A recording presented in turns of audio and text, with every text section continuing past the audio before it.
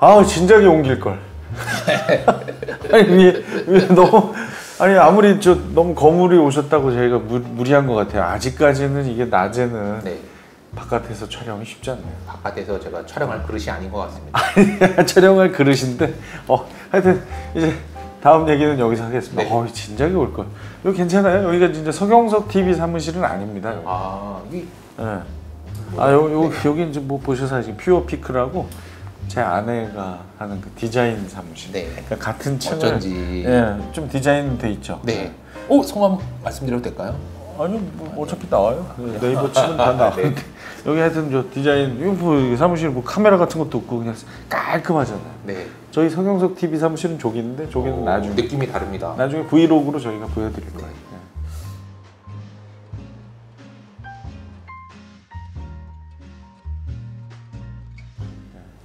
자, 아무튼 전편에서 그죠? 이상한 변호사 우영우 네. 1화에 네. 나왔던 바로 그 할머니 할아버지 치매를 겪는 할아버지를 할머니가 살인 미수 혐의를 받았던 그 사건 네. 이야기하고 3화 정신적인 어려움을 겪는 형을 자폐인인 동생이 때려서 사망에 이른 것으로 오해받았던 바로 그 사건. 네, 바로 맞습니다.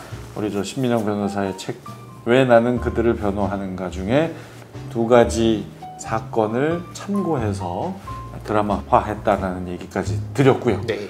총 이 책에는 이상한 변호사 우영우 16편 중에 4편의 에피소드가 바로 참고되어 있습니다. 자, 앞서서 2편 얘기하고 네. 오늘 이제 또 2편을 얘기할 텐데 한 편이 바로 오늘 촬영일 기준으로 저번 주 지난주에 방송됐던 대항심 사건. 네, 맞습니다. 북한을 이탈한 새터민의 이야기죠. 네. 이 책에는 어디에? 잠시만요. 책에 그렇게 아주 애정이 있었던 것 같지는 않아요. 아닙니다. 보통 이 정도 화제가 되면 딱 하면 딱 몇 번째 에피소드입니다 이렇게 나올 텐데. 아니 이게 순서까지는 잘 기억을 못 해가지고. 이거예요? 제목이? 그리고 진짜로 제가 심심할 때도 저 가끔 봅니다. 네. 제가 썼지만 재밌어서. 자기가 썼는데 재밌대. 이겁니다. 네. 제일 마지막. 마지막 편이에요? 네, 마지막 에피소드. 알아서 지켜야 하는 법입니다. 알아서 지켜야 하는 법. 네. 그러니까 저 북한에서 이탈한 맞습니다. 주민들이기 때문에 네. 우리 대한민국 법을 잘 모른다. 네, 몰랐을 수 있지만 그러니까 법을 모른다고 해서 현행 법상 그렇다 해서 면책을 못하게 돼 있어요. 법을 모른다고 봐주진 않는다. 네, 물론 이제 상황들 보면 다들 안타까워요. 그러니까 진짜로 죄가 되는 줄 알았다면 안 했을 행동들을 하는 사람들이 되게 많은데 문제는 제도상으로 이런 사람들을 봐주기 시작하면 전 사회적으로 큰 일이 발생할 수 있어요. 그렇죠. 그러니까 사람들이 법을 알아서 찾아서 지켜야 되는데 모른다고 봐주기 시작하면 아마 전국적으로 법 모르기 운동 같은 게 생길 수 있죠. 저 몰라서 그랬는데요? 네, 뭐 이러면 끝나죠. 애써 몰라 해줘 그러면 그런 문제가 발생할 수 있고, 두 번째는 그럼에도 불구하고 외국인이나 뭐 이런 새터민 같은 법을 모를 수밖에 없는 사람은 또 봐줘야 되는 거 아니냐라는 얘기가 나올 수 있지만 또 그걸 인정해주면 자칫 잘못하면 역으로 이런 분들한테 악용할 수 있죠. 범죄 면허를 발급하는 결과가 될 수 있어서 좀 개개인 사정은 안타깝지만 어쨌든 법을 몰라서 죄를 졌다 이거는 절대 선처 못하게 돼 있습니다. 그렇죠. 그렇다면 이제 개항심 사건은 결국에는 드라마상에서 자 미리 말씀드립니다만은 그 드라마를 아직 보지 않으신 분들은 지금 그냥 나가시는 게 좋습니다. 저희는 이제 스포가 충분히 되고요. 그럴 수밖에 없는 게 그 드라마에서 참고한 이 책의 저자인 신민영 변호사가 실제 담당했던 사건과 어떤 차이가 있고 어떤 면이 좋고 어떤 면이 조금 다르게 표현이 됐는지를 알아보는 오늘 컨텐츠거든요. 자, 그래서 그 개항심 사건은 법을 모르는 걸 봐줘서가 아니라 법을 철저하게 적용해서 판정한 결과 집행유예를 맞습니다. 선고받았어요. 근데 실제 사건도 그러면 비슷했습니까? 비슷했어요. 일단 비슷했어요? 전반적으로 비슷했는데 새터민 이야기예요? 네, 새터민 이야기고. 와. 그리고 또 하나 비슷했던, 그러니까 뭐 새터민 이야기인데 좀 쭉 말씀을 드리면, 그러니까 드라마에는 그 개항심 씨랑 그리고 그 친구가 들어간 걸로 나왔는데 공범이었죠. 사건 자체는 그 남편. 개항심 씨의 남편이랑 개항심 씨 부부가 찾아간 거였어요. 그게 조금 다른 거군요. 그리고 피해자가 뭐 드라마상에서는 그냥 여느 탈북 세터민이 아닌 걸로 나왔는데 피해자 역시도 세터민이었습니다. 실제 사건에서는 네. 그럼 그 세터민이 돈을 갚아야 될 상황인 건 맞았어요? 그것도 모르겠어요. 그러니까 상황이 어떻게 된 거냐?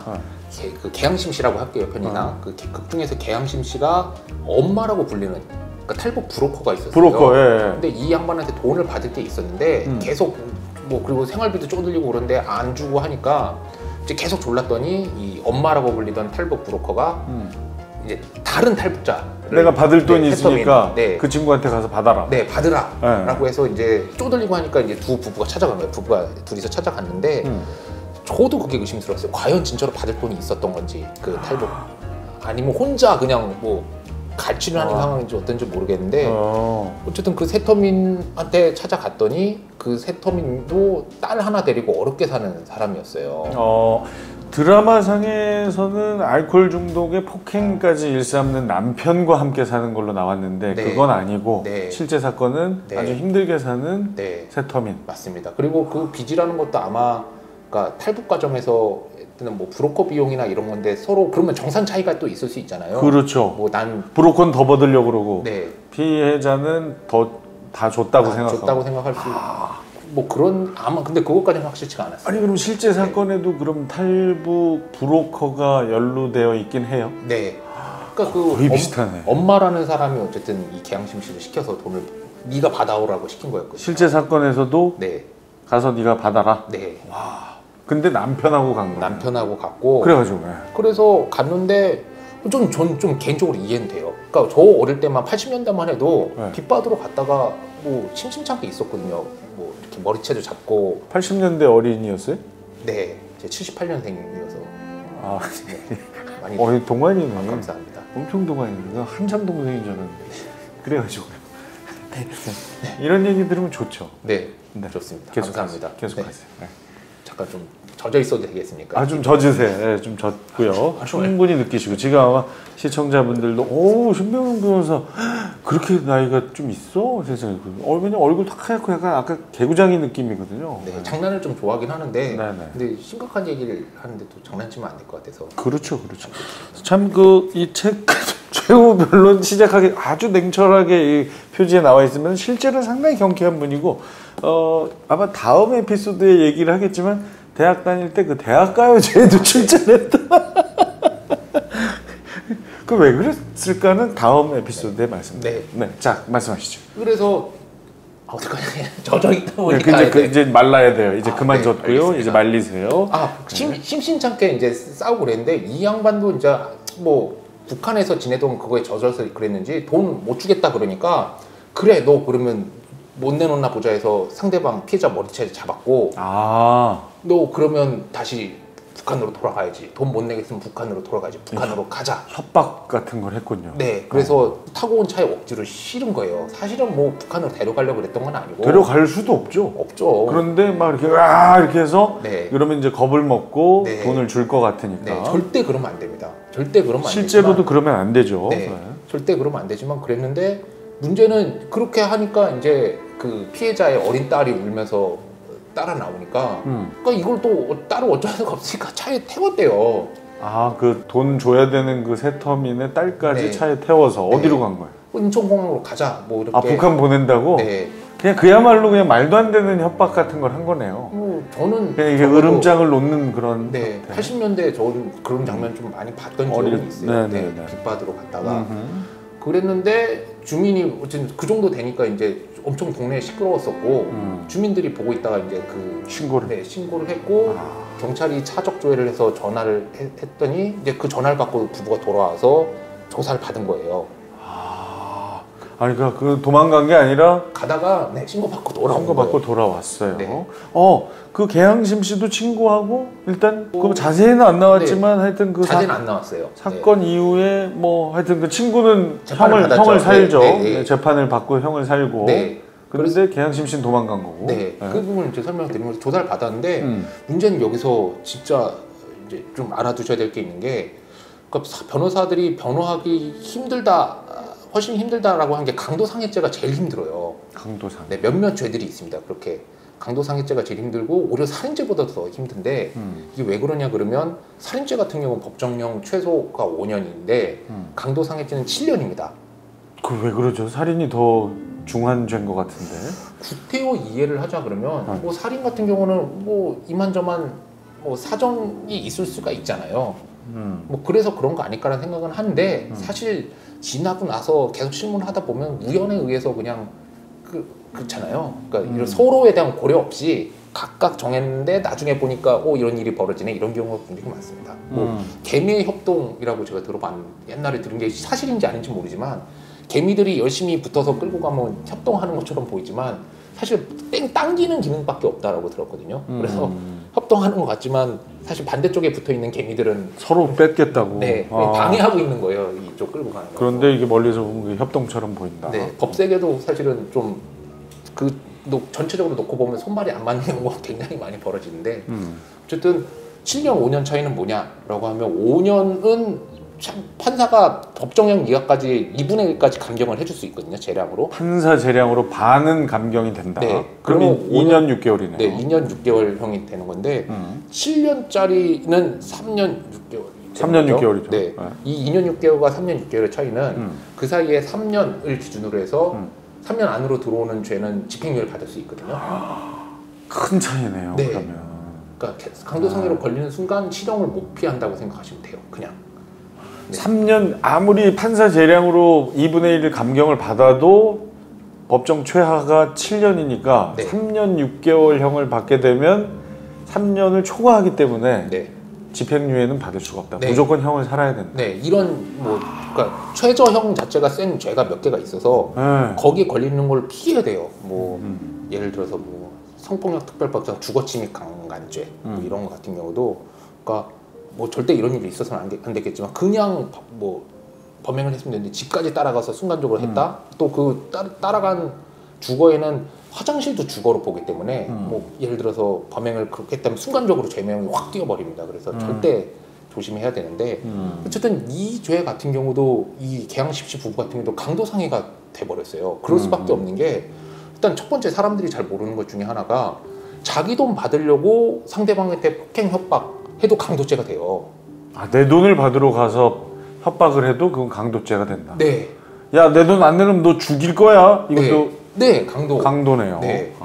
이걸 잘 모르세요. 그러니까 뭐 강도하면 뭐 열차에 뛰어들어서 그 흉기로 위협을 하고 뭐 이것만 강도가 아니군요. 네. 정의가 폭행 협박해서 상대방의 재물을 강취라고 하는데 그 경우에 내가 받을 채권이 있었다 하더라도 어쨌든 강도가 성립한다는 게 우리나라 판례 입장이에요. 그리고 두 번째 또 하나 상해 같은 경우만 해도 아타는 사형의 상해가 많이 인정이 되는데 아까 머리채 잡았다고 말씀드렸잖아요. 머리채 뽑혀가지고 이게 이제 상해 인정된 거예요. 와, 그러니까 협박했고 머리채 뽑았으니까 네, 정확하게 강도 상해. 돈 받으려고 머리채 뽑았으니까 강도 상해 된 거니까 이제 용서받지 못할. 감경 받아도 3년 6개월이군요. 그래서 둘이 재판을 받기로 예상이 돼 있던 상황이었는데, 근데 아마 부부가 근데 아마 법률 상담 받았겠죠. 당신 이거 뭐 집행유예 절대 안 나온다. 그러면 부부가 둘 다 형을 살아야 되는. 네, 형을 살아야 되는데 이제 재판을 얼마 앞두고 이 부인인 계양심 씨가 아기를 데리고 사라진 거예요. 드라마랑 똑같네. 네, 맞습니다. 드라마에서는 친구랑 둘이 공범이었는데 친구는 형을 살고 계양심 씨는 애 데리고 사라지고. 네. 똑같네요. 네. 아빠는 들어가고. 네, 아빠 혼자 재판을 받고 들어갔고. 엄마는 애 데리고 사라져. 네. 거의 똑같은데요? 그러면? 네. 그런데 만나 보니까 절대 그러면 안 되지만 좀 그런 결단을 할 수밖에 없었다는 건 또 이해는 되더라고요. 그러니까 두 부부가 어쨌든 세터민이고 둘 다 만약에 형을 살면 그죠. 아이는 애 봐줄 사람이 없죠. 아이는 몇 살이었어요 실제로? 그때 한 2살, 3살이었을 그 사건 당시. 근데 똑같네. 드라마하고 똑같은 상황이네. 네. 만약에 그 엄마마저 형을 살면 아이는 어쩔 수 없이 어딘가에 보호가 되거나 보호도 쉽지 않고 막 그 시선들이 얼마나 안 좋았겠어요. 네. 새터민에다가 또 죄를 지은 부모. 네. 와, 그래서 그럼 같은 이유로 그 실제 사건에서도 사라진 거예요? 네. 그러니까 또 뭔가 저도 알아보진 않았지만 뭔가 보호 시설이 있었을 수도 있는데 네. 일단은 겁이 세터민 나죠. 입장에서는 잘 그랬을 것 같아요. 겁났을 것 같아요. 겁나죠. 네. 네. 그래서 어떻게 생활을 했냐 물어보니까 뭐 수배자 신세 세터민이고 하니까 제대로 된 취직을 할 수 없어서 그 모텔 방에 전전하면서 이제 모텔 청소 같은 거 숙식하면서 아이는요? 모텔 방에서 계속 있었다고 그러더라고요. 그러니까 저도 뭐 그때는 뭐 아기가 없었지만 아기 키우는 입장에서 애 생각을 하니까 너무 가슴이 아픈 거예요. 또래 애들은 영어 유치원도 다니고 막 그러는데 뭐 껌껌한 방에서 나오지도 못했다고 생각을 하니까. 아니 그러면 그렇게 해다가 4년 있다가 그러면 그 드라마처럼 네, 남편이 나오니까 나타난 거예요. 다시. 와 네. 거의 똑같네요. 네. 그 남편이 출소를 하고 이제 아빠가 아이를 맡으면 되니까 그때 엄마가 이제 죄를 이제 네, 재판 받으러 온 거죠. 거의 똑같네. 네.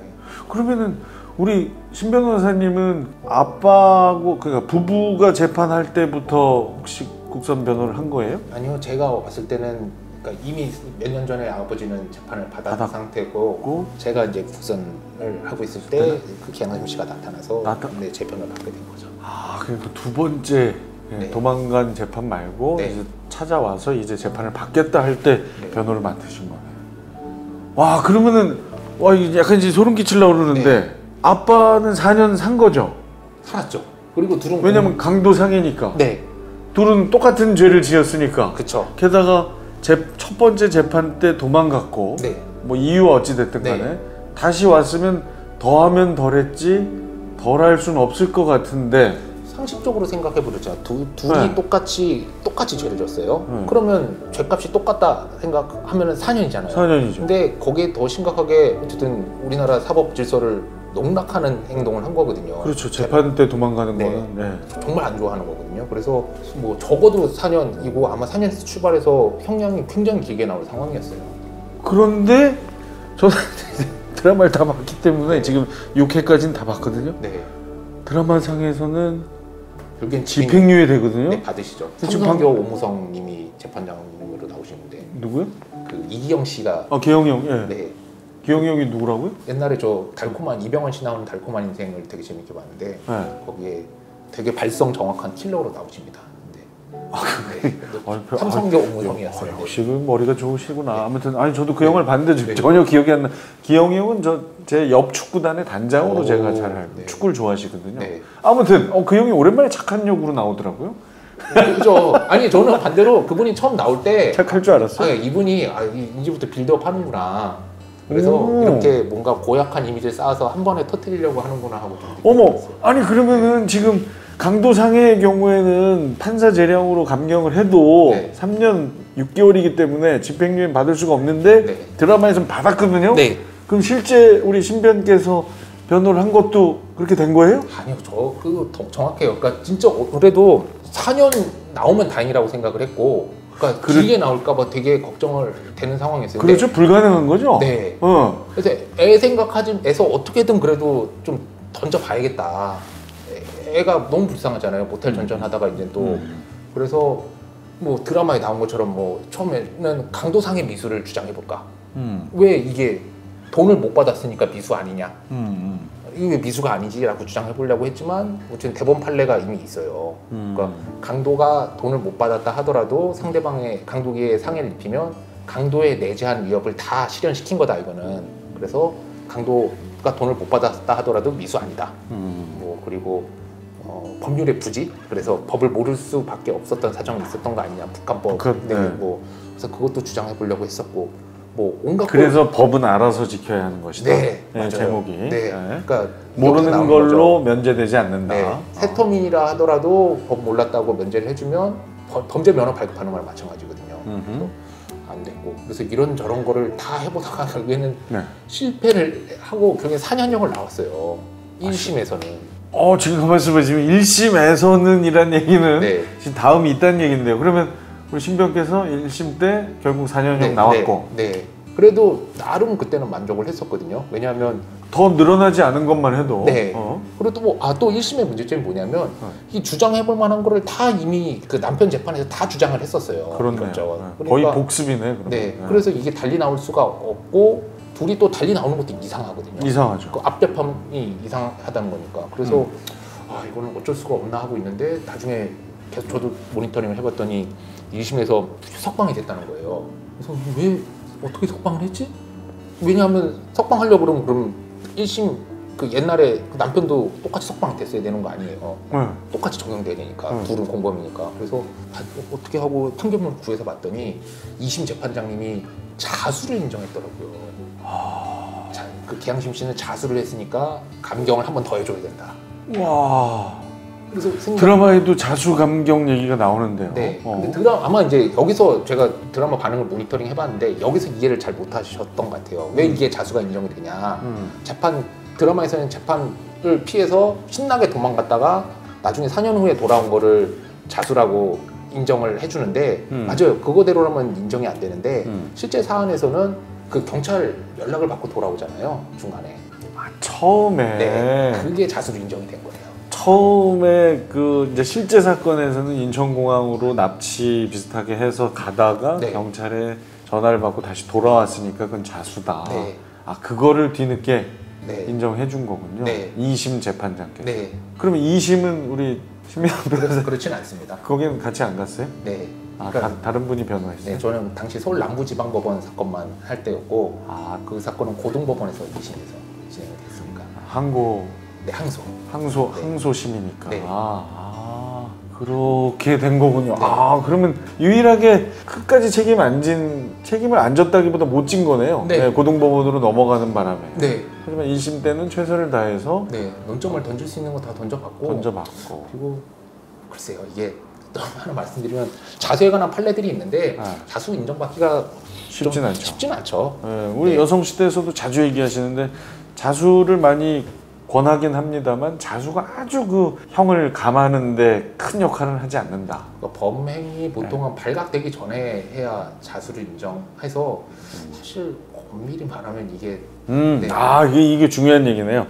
범행 발각 전에 하는 자수는 영향을 크게 미칠 수 있고 네. 이미 범행이 다 밝혀지고 이제 사람을 찾는 과정에서 자수하는 건 네. 아주 큰 영향은 미치지 않는데 네. 그 고등법원에서는 근데 그거를 인정이 자수가 인정이 안 될지가 첫 번째 고개고 두 번째는 인정이 된다 하더라도 이거를 감경을 해줄지 말지가 재판부 재량인데 근데 재판부는 재량으로 이 기양심 씨를 자수를 인정해 준 거죠.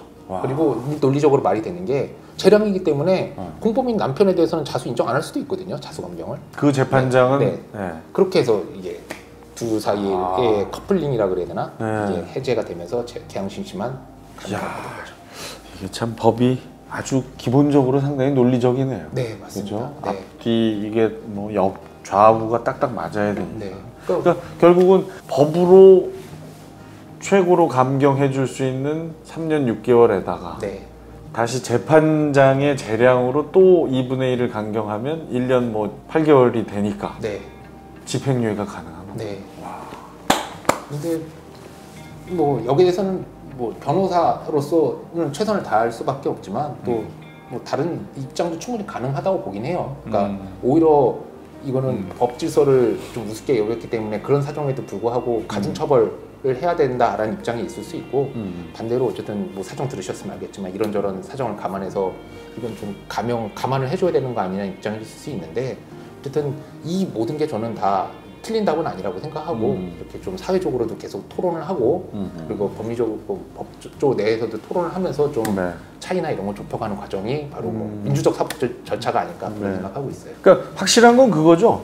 부부가 둘 다 교도소에 가게 되면 애는 아이가 제대로 자랄 수 없을 것 같은 어떤 부모의 마음을 법이 이해해서 감경해 준 건 절대 아닌 거죠.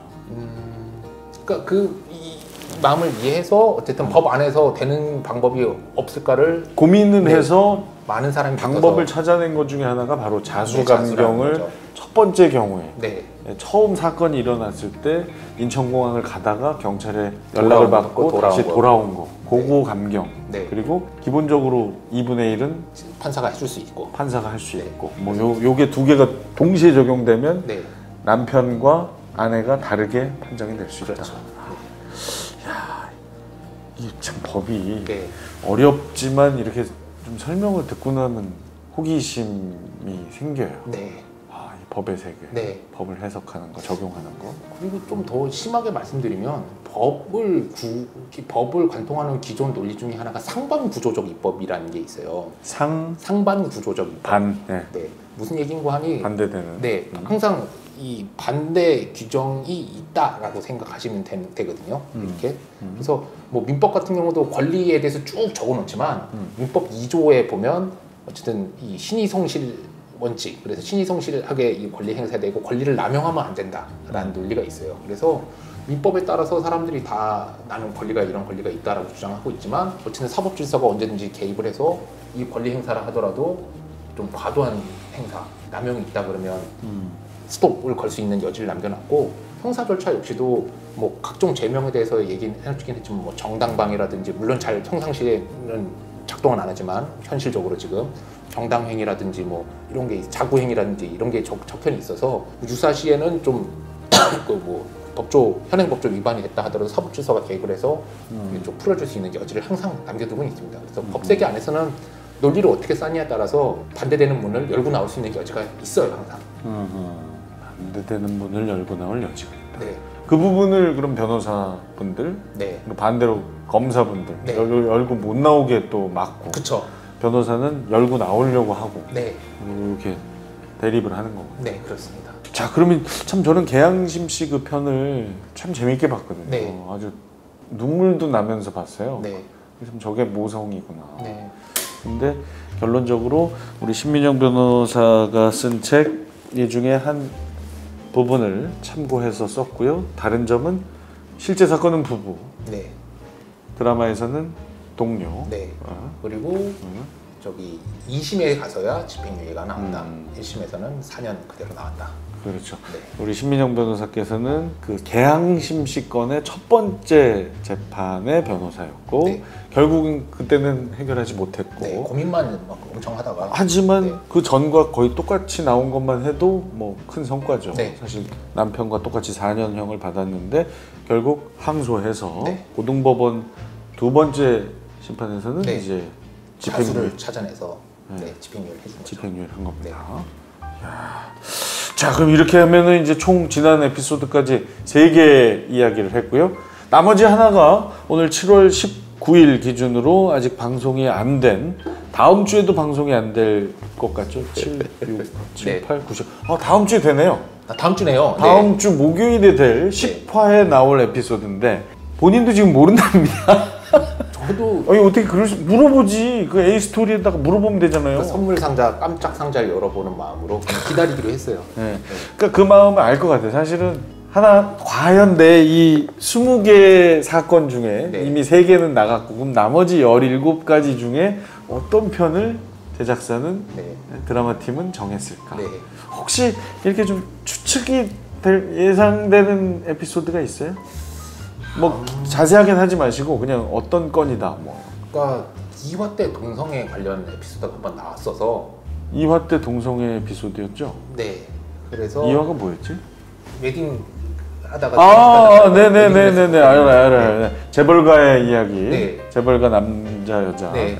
그래서 아마도 그 10화가 그 얘기가 아닐까라는 관련된 얘기가 아닐까라는 동성애 관련된 얘기가 아닐까라는 생각을. 2화 때 나왔는데 또 나온다고요? 형사 사건이죠 이번에는. 그런데 책에 보시면 어쨌든 관련된 사건이 있어서 그 얘기가 나오지 않을까 싶습니다. 그 우영우의 2화의 동성애 사건은 민사였나요? 네, 그렇습니다. 그럼 민사였죠. 네.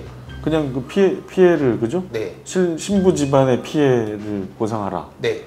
그런데 우리 신 변호사님이 맡은 사건 중에 동성애 관련 형사 사건이 있어요? 네. 그러니까 동성애 성추행을 했다라고 해서 한 건데 사실은 이분은 안 했거든요.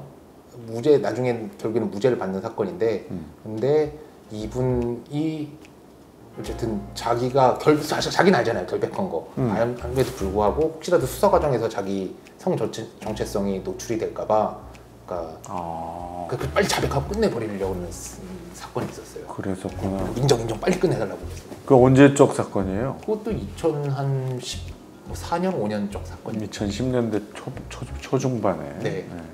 그때만 해도 그 성소수자에 대한 어떤 인식이 지금처럼 좀 열려 있을 때가 아니에요. 지금도 그렇죠. 지금도 그러니까요. 네. 네. 그리고 이분 같은 경우는 어릴 때부터 모태신앙에서 교회를 독실하게 다니고 있던 상황이어가지고 그 지역에 있는 교회 신도가 혹시라도 좀 알아볼까 해가지고. 여러 가지 또. 그러면 그거가 가능성이 좀 있어 보이고 또 뭐 하나만 하면 좀 그러니까요. 네. 또 뭐 혹시 요걸 혹시 하지 않았을까?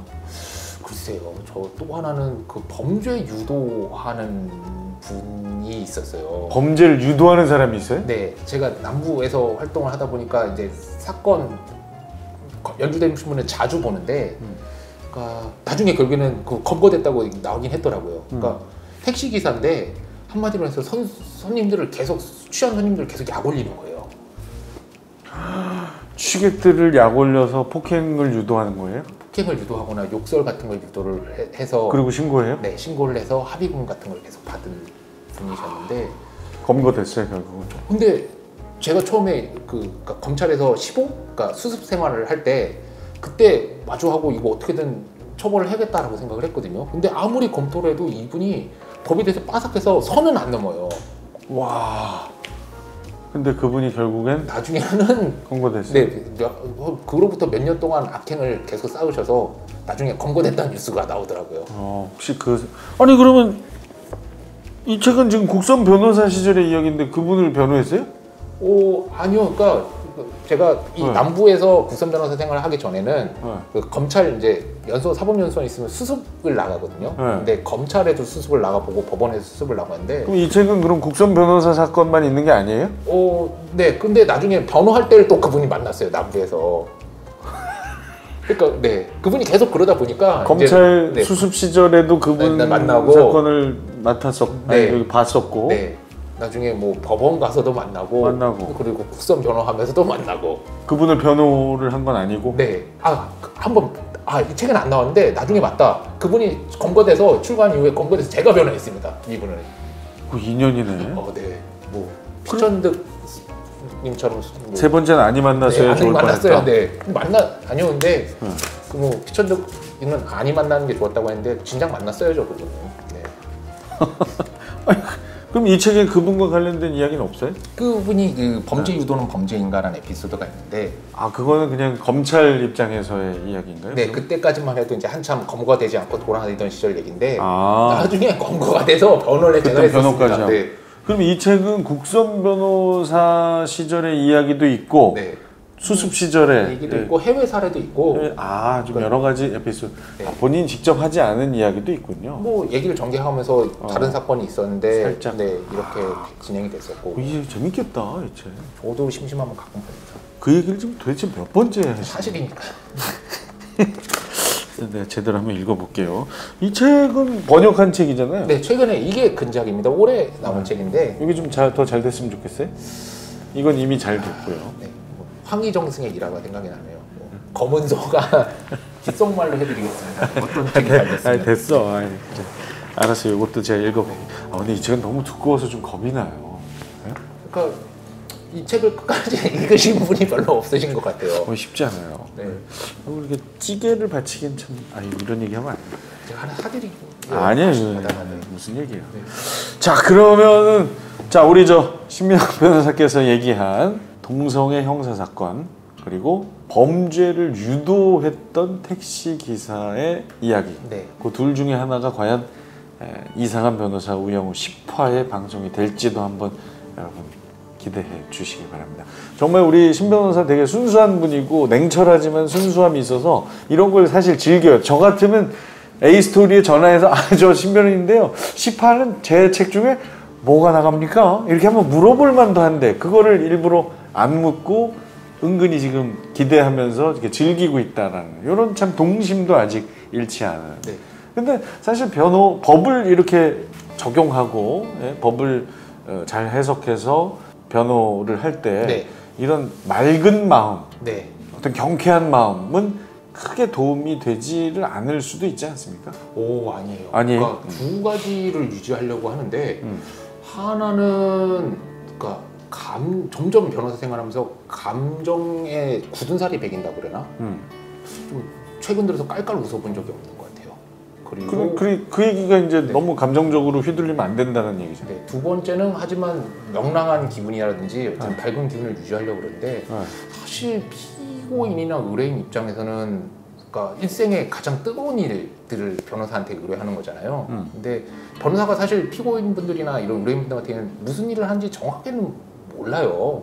그리고 뭐 의견서를 내면 아 그냥 어려운 말 해서 냈는갑다 하지 우리 변호사가 어쨌든 믿을 만한 사람인지 아닌지 좀 두렵기도 하고 결과 나올 때까지 굉장히 두려울 수 있는데 어쨌든 그 의뢰인들한테 신뢰감을 주기 위해서는 일단 첫 번째 감정적으로 동요하지 않는 모습. 그러니까 항상 뭐 이순신 장군이 이제 태산처럼 그런 모습을 보여줘야 된다고 생각하고 두 번째는 어쨌든 안 그래도 좀 먹구름 낀 것 같은데 왔을 때 변호사까지 먹구름 껴 있으면 얼마나 우울하시겠어요. 그래서 그런 모습 노력하고 있습니다. 이렇게 철저하게 의뢰인을 위한 일을 할 때와 네. 그 일과 조금 벗어나서 뭐 처음에 만났다든가 중간에 상황을 뭐 이렇게 좀 보고한다든가 네. 뭐 이럴 때는 좀 맑고 경쾌하게 네, 하려고 괜찮아요. 이 두 가지가 네. 이렇게 합쳐져야 되는군요. 네. 네. 그래서 저를 만나면 항상 그 경쾌하고 맑은 모습만 보여주셔서 네. 고맙습니다. 항상 이런 관계가 유지돼야죠. 네, 맞습니다. 심각하게 만나게 되면 이게 뭔가 사건이 있다는 거죠. 네. 자, 그러면 안 만나신 게 좋습니다. 네, 두 번째 시간은 이 정도에서 마무리를 하고 다음 시간에는 우리 신민영 변호사는 과연 어떤 길을 걸어왔는지 어디 가서 제대로 인터뷰를 해본 적이 있어요? 네. 이제 곧 이제 달라들 텐데 네. 많은 곳에서 제가 힌트 하나 드리면 법대를 나오셨지만 바로 변호사가 되지는 않으신 분이에요. 아까 살짝 제가 얘기는 했 대학 가요제 나갈 정도면 얼마나 여러 가지 생각을 했겠습니까? 어린 시절에. 그죠? 그런데 하여튼 바로 그 당시엔 고시가 있을 시절이니까 사법고시를 바로 치지 않은 아주 독특한 경우. 어디 다른 일 하다가 늦게 여기까지. 다음 시간에 뵙겠습니다.